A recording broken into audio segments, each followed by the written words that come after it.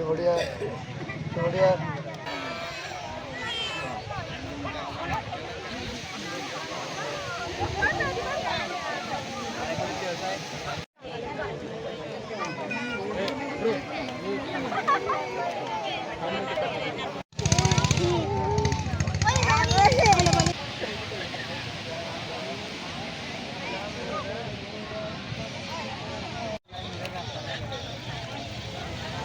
saya sampaikan bahwa sementara kita tampung, sementara, dan kita masih berbicara dengan organisasi internasional, UNHCR dan lain-lain, untuk karena memang masyarakat lokal tidak menginginkannya. Ya.